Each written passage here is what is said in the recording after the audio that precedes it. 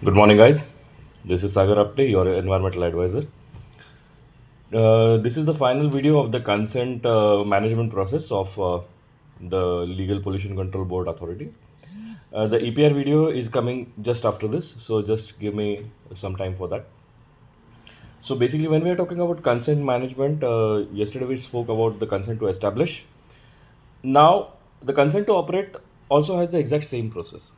The only difference is that we have to give a more vigorous amount of information which is required for it.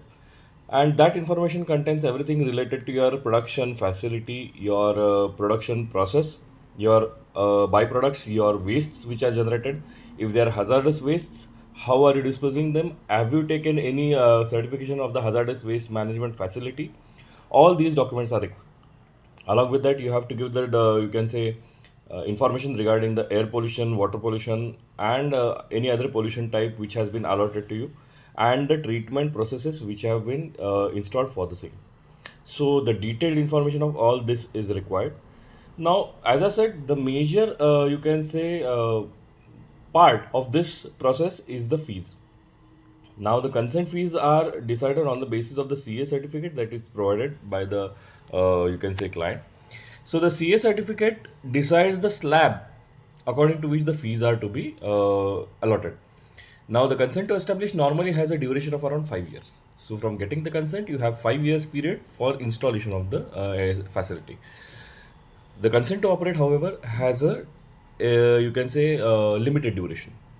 So based on the fees, you can take a consent for 1 year, and the maximum you can take is for 10 years. For red industries, it is 5 years maximum. For hospitals, one term is equivalent to 2 years. But for other industries, one term is equivalent to 1 year. So it depends from industry to industry.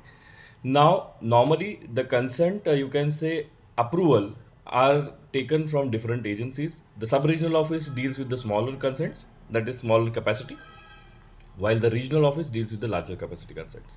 For hospitals, however, the case is that up to 50 beds, the consent is granted by the regional office of that specific area in which the hospital falls.